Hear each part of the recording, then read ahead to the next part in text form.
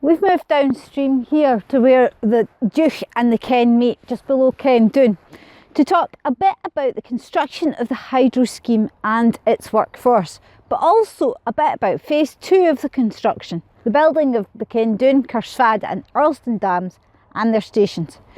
Phase 1 was the construction of the Glenlee Tunnel and Clattering-Shaws Dam and the building of the barrier at Glenlocher, but those are further on downstream, so we'll come back to them later.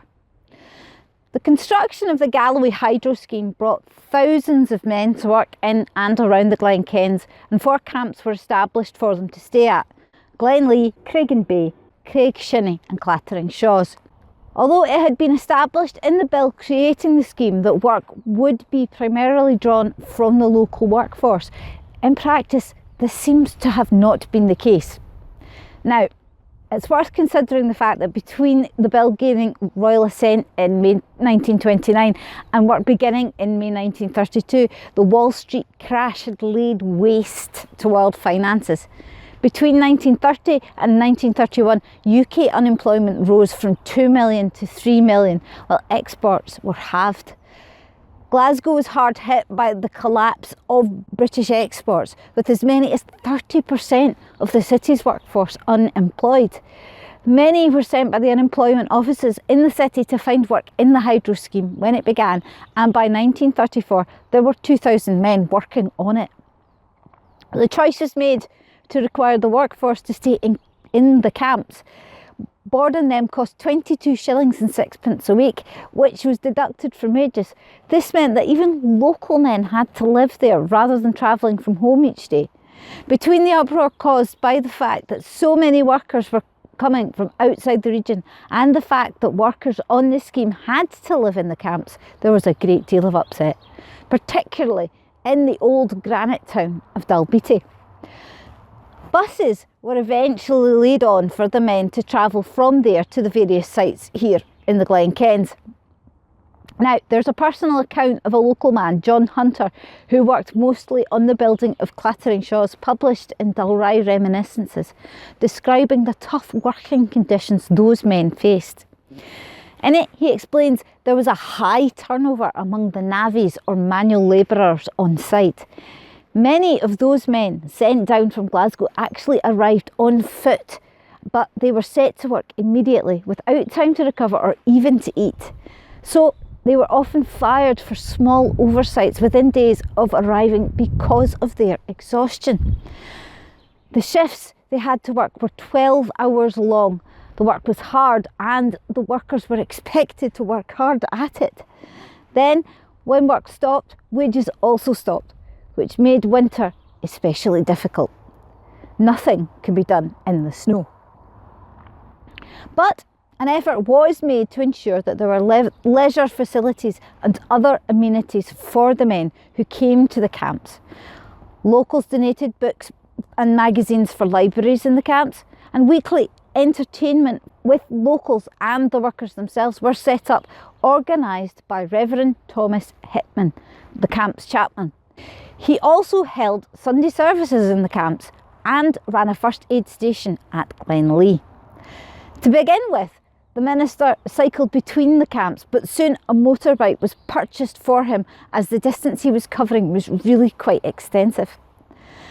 Donations from the power company directors, staff and contractors supplied radio, indoor bowls and football equipment. A football league was set up, made from teams from each contractor, along with the Dalry and Moniaive teams. Games were played in Dalry, Moniaive and Dalmellington. The YMCA built a hut adjacent to the Carsfad works, where they provided indoor games, a canteen and hot baths. With all of these distractions and amenities, it's no wonder that there wasn't much of a rise of reports in crime associated with the large workforce.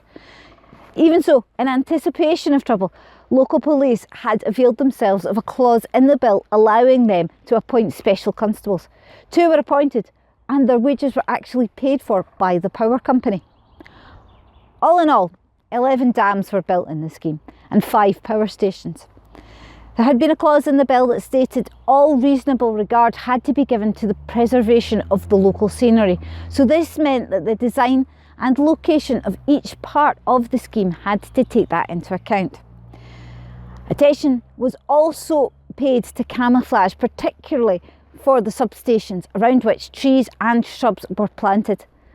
Local whinstone and granite was used in the concrete mixes to help the dams and other constructions blend in with the local environment more. They even hired a local artist to paint the work in progress. It wasn't entirely successful though. There was some local outcry at some of the buildings and some of the places that were sacrificed for the building of the dams. One of these was the Tinker's Loup, a waterfall that existed where one of the Kendoon dams is now, described briefly in Harper's Rambles in Galloway as where a man had once leapt a 16-foot gap to evade the law.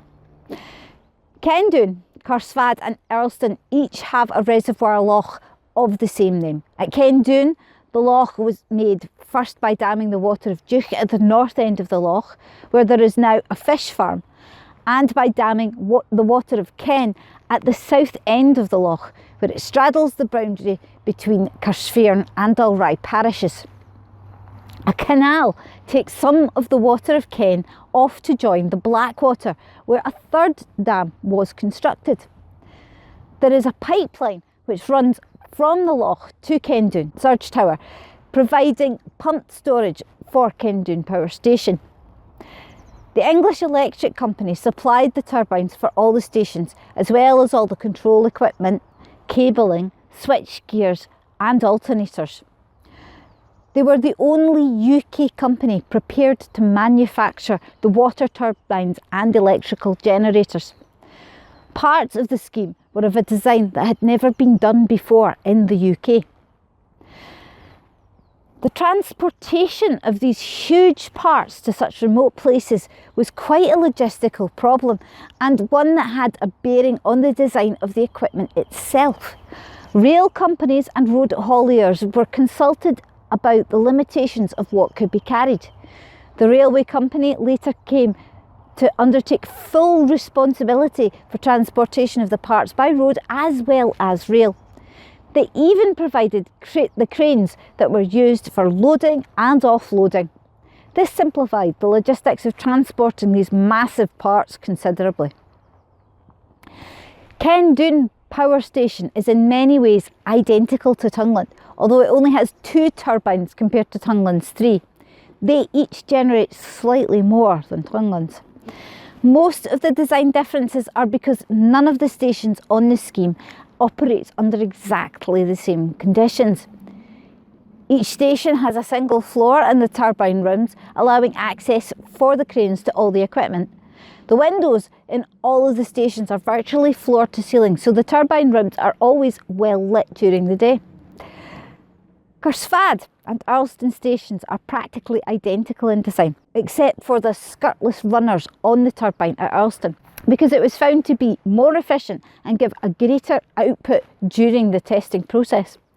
Both stations have much smaller turbines than Kendoon, as they operate under lower net heads of water than either Kendoon, Glenlee or Tungland. They are both remotely controlled from Glenlee Power Station, and possibly the earliest example of this kind of automation in the UK. The waters of all 3 stations spill into the River Ken and then are carried on downstream to meet the outflow from Clatteringshaw's Loch at Glenlee Power Station.